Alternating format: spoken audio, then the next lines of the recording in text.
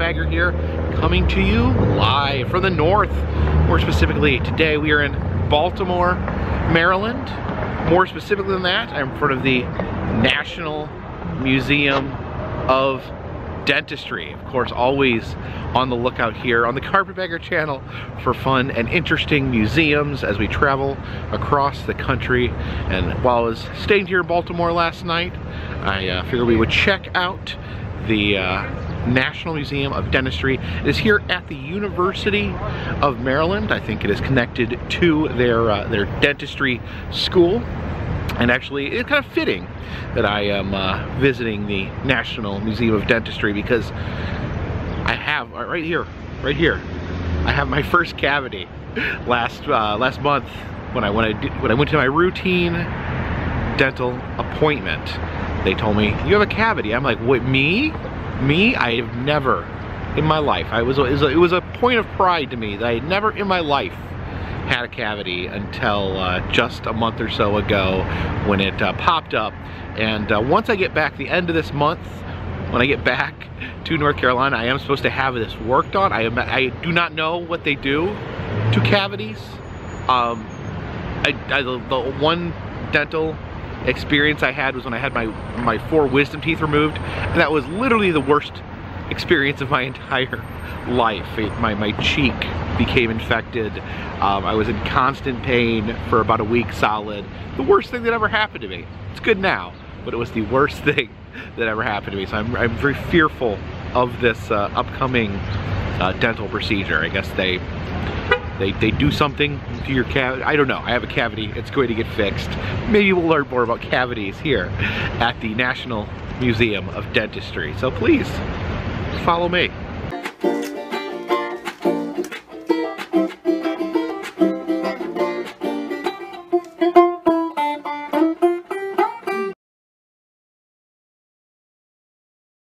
So this building here is the Dr. Samuel D. Harris National Museum of Dentistry. I don't know where the entrance is. There's like a big staircase right there. I think we'll peek around here in the back. Maybe you can enter back this way. Oh, you can see there's names here on the bricks. Maybe, possibly famous dentists, possibly something else. All right, there's a door back here. I think this will take us into the Museum of Dentistry.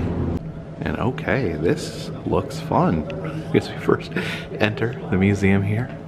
We see a woman on a trapeze. She's got this strap where she's clenching in her teeth, holding up this giant weight here. And it talks about teeth there on the weight. Yeah, look at that. And look at that under the weight. There's a silly little monkey hiding. So here, hanging from the ceiling of the Museum of Dentistry, this is Penny Wilson.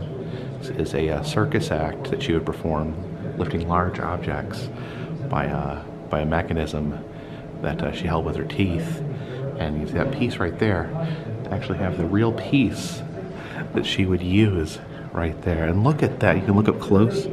You can see like her teeth marks in there. They said that that pink strip is actually her lipstick from holding that in her mouth. That is absolutely crazy. It's such a grip on her teeth. I bet if I did that, my teeth would all probably just pull out of my head.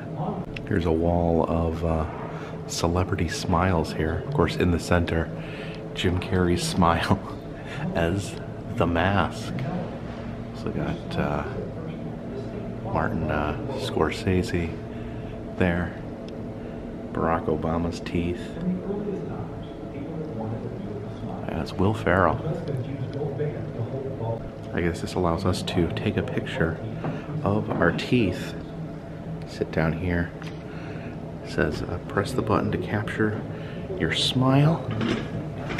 So I'm gonna sit here and then put my smile right here. If you see my teeth there, I have these big gaps between my teeth. My dentist, when I was young, said I would never need braces because food can't get stuck between my teeth.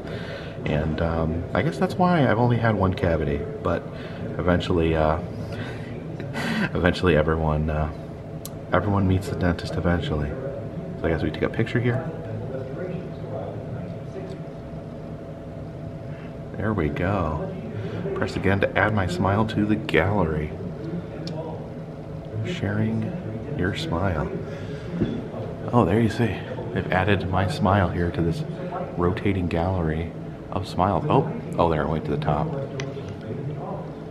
It talks about traditional ornamentation, or kind of like body modification, using teeth as a means of culture or expression. It says that this is way back, so that certain Japanese cultures have dyed their teeth black. That woman there, the teeth dyed black. Talks about tribesmen along the Congo River would file their teeth to points to be more intimidating. I know Otabenga, who was an African brought over and kept, really sad story, one of the saddest stories you'll ever hear about a African tribesman brought over to America and kept in a zoo. I remember he had the pointed teeth there. And there's this Australian tribesman who said that they would knock out some of their front teeth as part of their culture. And then here we have like the golden teeth added as a means of expression. You see the one gold tooth there. This talks about faith, folklore, and magic associated with teeth. It says teeth often used as like amulets. It says some people believe that if you carried the teeth of dangerous animals, they would protect you from that animal. And this is a replica of a Etruscan votive. It says this is like a plaster or a replica of teeth that will be used as an offering to the gods. It says one of the most sacred items to Buddhists is Buddha's tooth. It said they take the tooth out and have a parade the tooth through the street with elephants, who also have very interesting teeth. This is Saint Apollonia here. This is a Andy Warhol painting. Said that she was known to have refused to convert from Christianity. The Romans tried to force her to renounce Christianity, and they pulled out her teeth, and she refused to give up on her beliefs. Yeah, here is a actual stained glass piece from a church in England with Saint Apollonia, and you see there she holds her tooth there. She's got the giant pair of pliers holding her tooth that was extracted. Here's teeth in pop culture. You can see Alfred E. Newman brushing his teeth there. Oh, there's Uncle Sam pulling out Hitler's teeth. And there's Superman getting his teeth pulled. I imagine like his teeth are like super teeth, so they'd be really hard to pull out. These vintage postcards here showing people in distress with dentistry. And I remember, like, in old cartoons, you'd always see this. Whenever anyone had a big bandage wrapped around the top of their head, you knew that they were having a toothache. It was kind of like shorthand. Does anyone actually wrap a giant bandage around their whole head if they have a toothache? Leave a comment in the comment section. Here is the Guess the Smile game. So we try to guess the smile of a certain celebrity. Click here to start the game. Whose smile is that? I have no idea. Oh, they're gonna give us multiple choices. Okay. Bill O'Reilly, Tom Cruise, or Tommy Lee Jones? I think that's Tom Cruise. The answer is Tom Cruise. That's correct, she says. Let's try a few more. Whose smile is this? All right, I think that's a lady smile. Is it Eva Mendes, Eva Longoria, or Marissa Tomei? I think that's Marissa Tomei. I could be wrong. Eva Longoria. Ah, dead wrong. All right, we'll do one more. Whose smile is that? Very, very full lips there. Is it Hillary Clinton? No, Angelina Jolie or Jessica. Oh, I think that's Angelina Jolie. You know, probably her lips. Jessica Alba. I don't even know who Jessica Alba is. Here we have kid toys centered around teeth. There is a Rube Goldberg animated hobby kit. It's a Rube Goldberg dentistry kit. Of course, Rube Goldberg describes like devices that are abnormally complicated. We have the Playmobil dentist there. And here's like a home dentistry kit. I would be worried, you know, the kids would get a little carried away, you know, pull out all their little sister's teeth. Oh, I remember that. I've seen this before. This bank where the dentist it's like the automated bank. Forget actually where the coin goes, but the dentist like pulls the guy's tooth out there. And then a lunchbox for the Muppet Show featuring Dr. Teeth. Here we have the origin of teeth. It actually talks about the evolution of teeth. So 420 million years ago, teeth first appeared in a small mollusk's shell. So when anyone asks you who the first animal to ever have teeth was, the mollusk. Of course, one animal most often associated with teeth, the shark. It's that giant fossilized shark tooth there. And we see on the shark jaw here how like shark can just lose as many teeth as they want and they'll just keep coming. They just roll forward like a conveyor belt of teeth. Yeah, look at that. Look how it like unfurls. Different toothy animals up there. That's like a warthog. Yeah, a tiger there. I don't know all these. That might be a bear. That might be a bear. And a sea turtle. I don't know if they really have teeth more of like a beak. Oh, alligators. Alligators have a lot of teeth. Oh, yeah. Don't know all these. I'm thinking I think that's a horse. Horse is kind of a terrifying skull. Have an elephant tooth there, an elephant molar. This is pretty crazy here when you look at this jawbone here. This is a 6 to 8 year old child's mouth. They've removed some of the bones so you can see, you know, when we're kids and we have these little tiny kid teeth, our adult teeth are just hiding in there. Just hiding there in our face, waiting to emerge. You can see them, yeah, see them down there below. They grow out, they push the smaller teeth out. Kind of crazy to think when we were little kids, we just had a face full of hidden adult teeth. Here's a chewing machine. You can see the teeth there, all these like hydraulics things. Let's see if we can activate the chewing machine. Alright, looks like the machine may not be doing any chewing today. Come on, chew. Yeah, I think the chewing machine is non-operational. Here is ancient Egyptian jawbone. It says you can tell the wearing of the teeth there. The teeth are really worn down. It says from eating sand grains and milled flour. So I guess they actually saying that they got sand in their food, in their flour, and that would grind their teeth down. That's crazy. Yeah, I wouldn't want sand in my food. You just grind your teeth down like sandpaper. It talks about fluoridation. Got some fluoride right down there.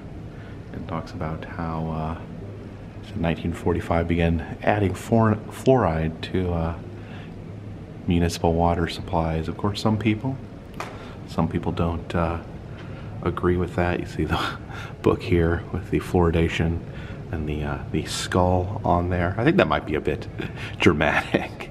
It does talk about it says that fluoridation does help people's teeth. I don't know. Maybe I'm crazy, but I feel like I can taste water that's been fluoridated, and I don't really like. I don't know. It may just be my head. Maybe I'm tasting something else, but I always feel like fluoridated water, not necessarily the tastiest water, but apparently it is. It's good for your teeth. Here are the Queen's dental tools. This is Queen Victoria's personal dental set. Of course, she was not a dentist herself, but her personal dentist would use these tools when working on the Queen's teeth. And apparently she was known as a proponent of good tooth care. They put her likeness on these toothpaste lids. Apparently toothpaste would be like in a pot and covered with these lids. So Queen Victoria, champion of good mouth health.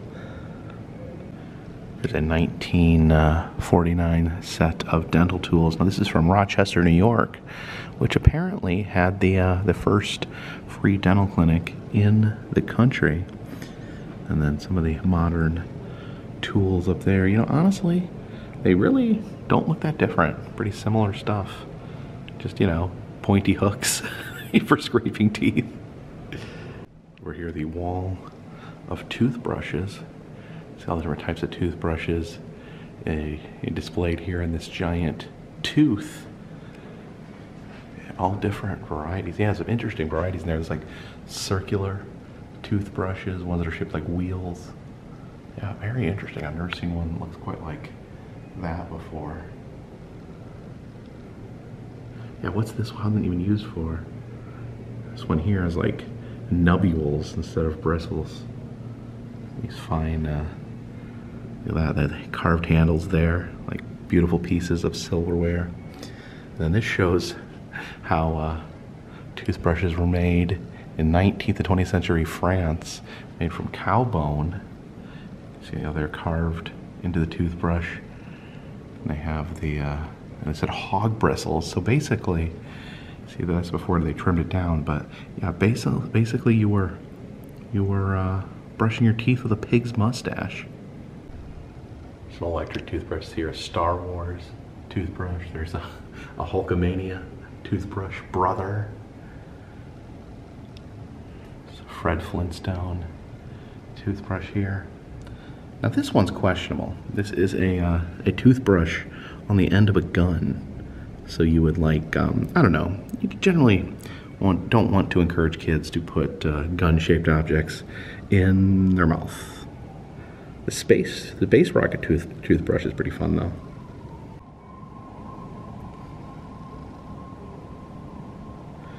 There's a Mickey talking toothbrush. Did anyone have this? Does anyone know what the talking Mickey toothbrush actually said? There we have Spider-Man in Jurassic Park. In this mouth here we have the tooth jukebox. Is this, touch anywhere to begin? Okay. The first ever tooth jukebox in the universe, featuring products designed to keep your mouth healthy. Check out these advertising TV commercials. Oh, okay. So these are like vintage advertisements we can watch here. Let's see. What do you guys want to watch? Let's go with Pepsodent toothpaste here. Ooh. Oh. Hey, Susie Q, what's Susie Q. Your teeth look whiter than new. My teeth aren't new, but my toothpaste is new Pepsodent. Get with it, kids. New package, new flavor, new formula too. Means brighter smiles for me and you. You'll wonder where the yellow went when you brush your teeth with Pepsodent. That's a good logo. Good man. Much whiter. You can see it cleans the stains and film away, while Irium fights tooth decay. Irium? What's Irium? Wonder where the yellow went when you brush your teeth with Pepsodent. The taste is new, so fresh and clean. That new taste really lasts, it's keen. And while it makes your smile a rave, it also makes your breath behave. So start going steady right away with Pepsodent. Get some today. You'll wonder Where the yellow went. Your teeth with Pepsodent. Pepsodent. Another giant tooth here with some tooth cleaning items. Got different types of toothpaste there. Oh, you got some tongue scrapers. Those are great for scraping the crud off of your tongue. Yeah, these are different, I guess, toothpicks. Little toothpick sets, like folding, like a Swiss Army knife. Toothpicks there. And they have a baculum there It is a, and I knew what this was. It's a raccoon penis bone that actually in the southern United States would use to pick their teeth. It's a really interesting tradition. There's different mouthwashes there. I guess a tooth powder. Apparently this brand of tooth powder actually came in an Egyptian sarcophagus. There's an activity area in here. I guess kids can perform dentistry on each other. Oh yeah, there's the dentist coats. So one kid can sit there and his friends can extract his teeth. Little stools there shaped like teeth. And look at the big mouth here. Oh yeah, we gotta brush these. Brush these rotten shoppers. Eater, eater, eater, eater. Eater, eater, eater, eater. I think my cavity is in one of these teeth. I guess I just didn't brush it enough. Dang it. Oh, got some floss. Some floss here too. Gotta get in between there. You never know what could be in there. It could be half a chicken wing stuck inside your tooth. Eater, eater, eater, eater, eater, eater. Here is the National Museum of Dentistry's mascot, Mouthy. You can see he is indeed a mouth. He's got his toothbrush there and the massive teeth that he can brush with his giant toothbrush there. I wish they sold Mouthy in the gift shop. This is the Temple of Early Dentistry. Now this skull here is a Mayan skull from 900 AD, and if you look, it has there's gems placed inside the teeth, some very early bling there. So they would have, yeah, turquoise stones placed inside the teeth. You can see the two there. Down here you can see them a little more polished. The teeth that have fallen out with the turquoise stones. It was amazing that they were doing like dental surgery that early and doing it for, you know, ornamental reasons. Wow, that is wild. Fall of the toothworm theory. Now apparently for generations they believed that a worm lived in your tooth and caused the pain by trying to burrow outward. You can see the toothworm in there, and it says that actually a Dutch naturalist discredited the toothworm theory. Said he recovered a worm from someone's mouth that they thought was a toothworm, and it said that it actually had gotten in the mouth from nasty cheese she had just eaten.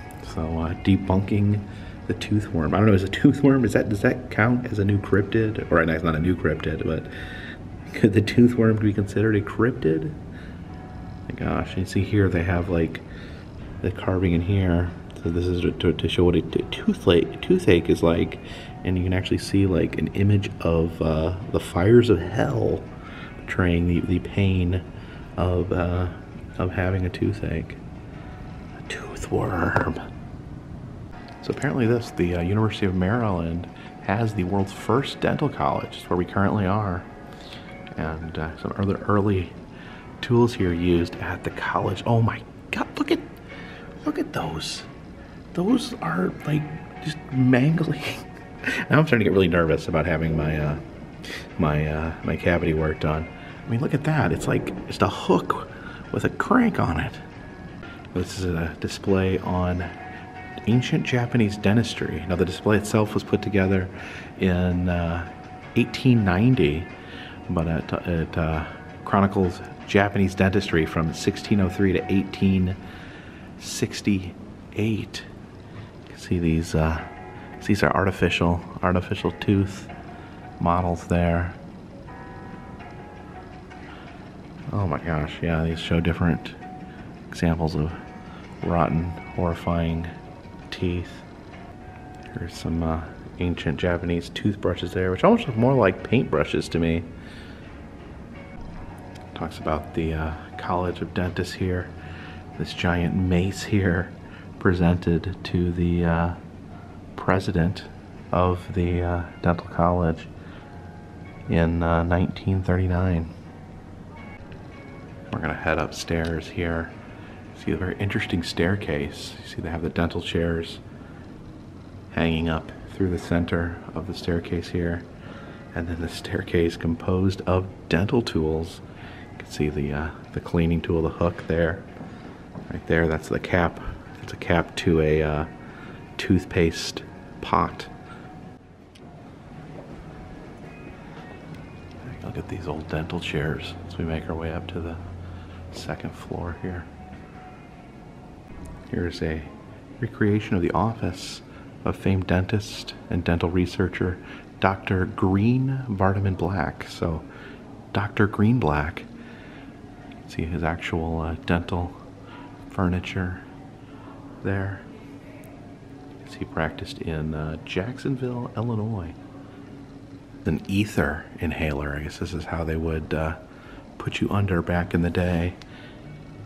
Just huffed a little bit of ether out of this mechanism.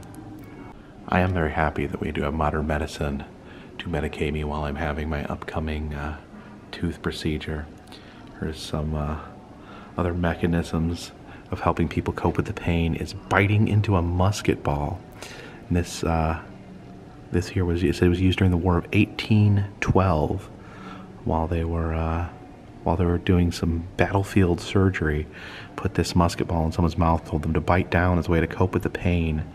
And you can see the teeth left marks there in the musket ball. Imagine how much pain you have to be to put teeth marks in metal.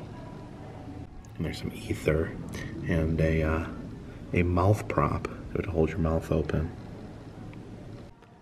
In bright days for the dental industry when local anesthetics were invented, yeah, a lot more effective than just making someone bite down on a bullet. I do love the old school displays here, the classic museum displays. See all the different dentures and artificial teeth in here, all the different types.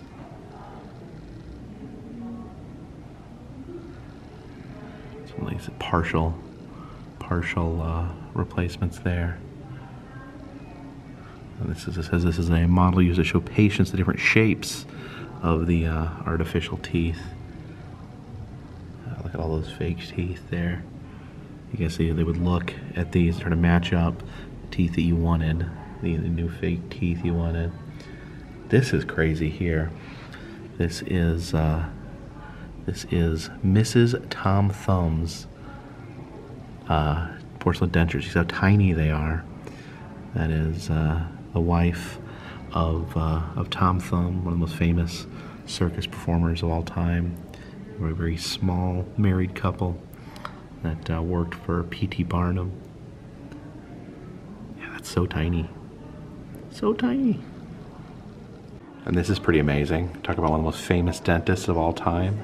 This is the only photo of Doc Holliday being a doc.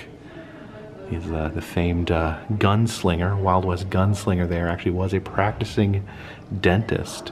That's why he had the name Doc. So this was the only photo of him actually practicing his dentistry. It says this tintype photo was found in 1991. So they did years of facial analysis to confirm that this was Doc Holliday, and have confirmed the only photo of Doc Holliday as a dentist. And what's he saying there? He's saying, "I'm your Huckleberry." The skull here, it's a real skull used in teaching. It has extensive dental work. You can see the bridge work there. Yeah, got a lot of work there. Almost completely reconstructed part of the jaw. Here's another super fun dental mascot. This is Nevy 4 from the Who Frady Dental Company. He's modeled after their sickle scaler, which is a terrifying name for a dental tool. Oh, you can see Nevy here going on some adventures traveling different city. There he is in front of a lighthouse. There he is hanging out at Cedar Point. There he is riding a majestic horse. Oh man, Navi, you have some fun out there. Here's an exhibit on one of the most famous victims of dental disease, our first president, George Washington. And this famous portrait of him, you can actually see in the way he's holding his mouth, he's in a lot of dental pain. It says here his mouth was actually packed with cotton. He was in intense pain while this portrait was being painted. These forceps here are used to extract teeth from George Washington. Wow.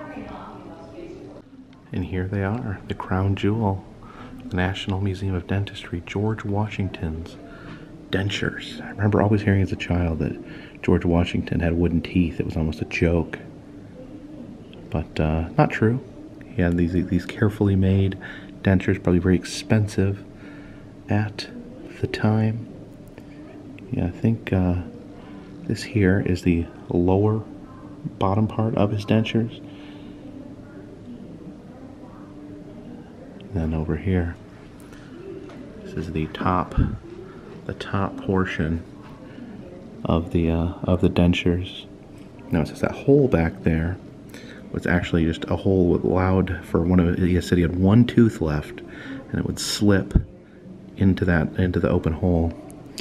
Now, as you can see here, these are human teeth. He didn't have wooden teeth. He actually used real human teeth for his dentures. Now, it said one of the teeth, I believe the molar in the back there, is actually one of his teeth that fell out that they put back onto his dentures. But the other teeth would have been from other people. Now, I know in recent years there's been some controversy about him buying slaves' teeth to use to make his dentures. And there's implications there. But it's strange here, just sitting here looking at these. Probably the most legendary set of dentures in the world.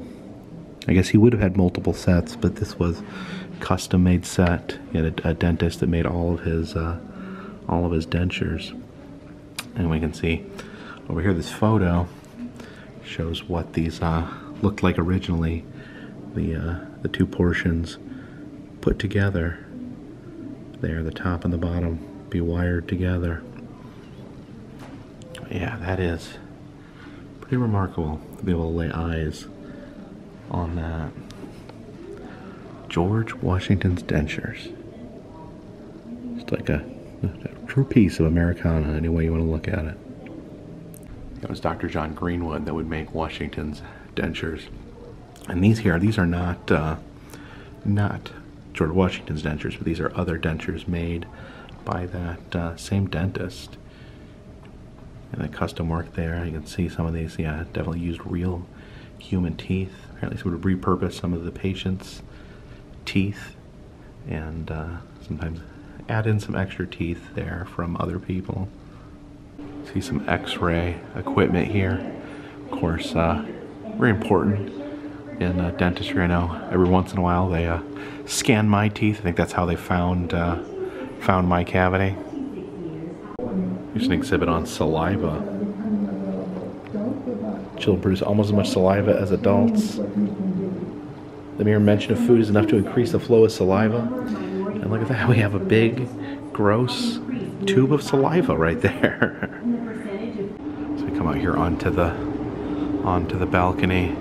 Another famous dentist there, Hermie, the elf from Rudolph the Red-Nosed Reindeer. He wanted to be a dentist. He did not want to be an elf. And there we have Dracula's dentist making some new fanged dentures for Dracula. There's a chess set here, but each, instead of like having royal figures, each piece is a different tooth. And here we have some dental-related folk art. The tooth necklace there, some sort of creature made of toothbrushes. There's a narwhal. They have one of the most impressive teeth in the animal kingdom. What's this?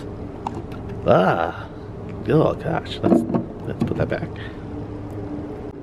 Over here we have a meth mouth. Shows what meth can do to your teeth. And I'll just say, you know, kids don't do meth. It'll rot your teeth. It'll also do other bad things to your life. It's a bad road to go down. Here is the progression of baby bottle tooth decay. It says you should not put your children to bed with bottles. It can cause their teeth to rot. And working in child protective services, I learned a mistake a lot of people make is putting Coke or soda in a baby bottle. That'll rot their teeth right out. Some toothpaste toys over here. You got Mr. Mouth. Oh, here's these Crest mascots, which actually, now I'm thinking back a few days ago when I went to the American Treasure Tour Museum. They had a telephone that had that same Crest mascot on it. It's funny how things are popping up, you know. You see something you've never seen before, then 2 days later you see it again. There's Dentist Barbie. Of course, we know Barbie can be anything. What is it? All women are Barbie. Barbie is all women. And what is the? Oh, is that Crocodile Dentist? The name of that game there. There is the Mr. Mouth. And I never played this. I never played this. This Atari game here, the Plaque Attack. Huh. Out here in the lobby, some more of these fun toothbrushes. I think I may have had this. You have to push the toothbrush down and Bart. I don't know if mine was Bart. I definitely had one that was like this. You pushed it down and then the character would brush their teeth and you were supposed to brush your teeth for the same amount of time as they brush theirs. And then you have the troll toothbrush holder, and you look at that troll hair like gets on your toothbrush bristles. That seems unpleasant.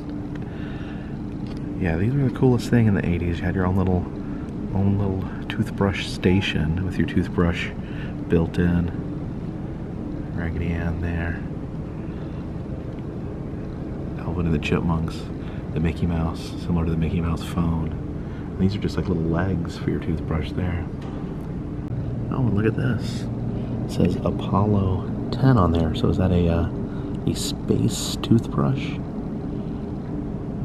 can brush your teeth with an elephant's trunk or alligator's tail. And there's another one of those questionable toothbrush guns. Little miniature gift shop over here. See the pin. There's like a pin that has the tooth jukebox on it. That's pretty fun. A variety of flavored dental floss. It's salad flavored, and then there's some ranch flavored. I guess you maybe want to use those both together.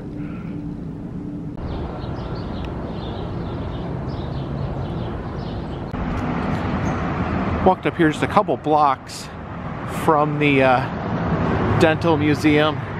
Here is Westminster Church. Figured we'd stop by here while we were over in this part of Baltimore, because it actually contains the final resting place of one of Baltimore's most famous residents. Because here in the Westminster Church Cemetery, we have the grave of Edgar Allan Poe. Now, this here is where they moved Edgar Allan Poe. He was always buried in this cemetery, but as he became more and more legend, as his legend built over the years, they actually moved his body here to the front of the cemetery, built this new, larger monument so people could enjoy him. It was closer to the gate, so people could come right in the cemetery, and the first thing they see is Edgar Allan Poe. Now, of course, there's a legend connected to Edgar Allan Poe's grave that a mysterious figure wearing a black hat and a white scarf would appear on Poe's birthday, would pour himself a shot of cognac and toast Poe's grave. This happened for the 1930s, and then in 2010, the Poe toaster mysteriously did not show up. So a mystery lost to time. I did want to see if we could find Poe's original grave marker. Oh, look at this right here. What is this? It's like a piece of stone. It's like bent, I guess bent over time. It's interesting. Oh, here we have it. The original grave of Edgar Allan Poe.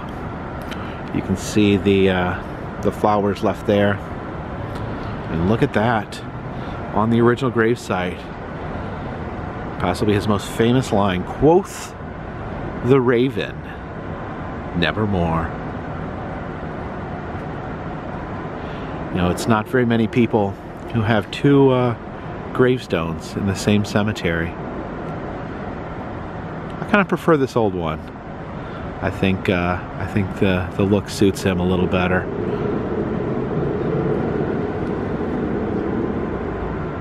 Nevermore. So thank you for joining me here today in Baltimore, Maryland. I really enjoyed the National Museum of Dentistry. Sometimes you just don't know what to expect going into these very specific museums, but I think that was one of the best dental museums you could possibly put together. Of course, the crown jewel of George Washington's dentures, and then yeah, you knew when I was first coming in, and there's a woman hanging from a trapeze with a weight in her teeth. I knew we were in for a good time, and of course, I just could not walk past the grave of Edgar Allan Poe and not stop by to give my respects. So thank you so much for watching these videos. If you do like them, please subscribe. I travel around the country. I film roadside attractions, amusement parks, museums, haunted houses, other fun, random stuff. If you'd like to help support the channel, consider contributing to Patreon, $3 or more, which you a postcard once a month from me to you. Also selling enamel pins in the Etsy shop and doing personalized messages on Cameo. If you're interested in any of that, please check the description of this video. Of course, all that stuff really helps keep this train on the track, this boat in the water, and this dirigible in the air. Until next time, my friends, this one's in the bag. You know, Clark, in some ways I'm jealous. I wish I didn't have a mouth. That way I wouldn't ever have to go to the dentist.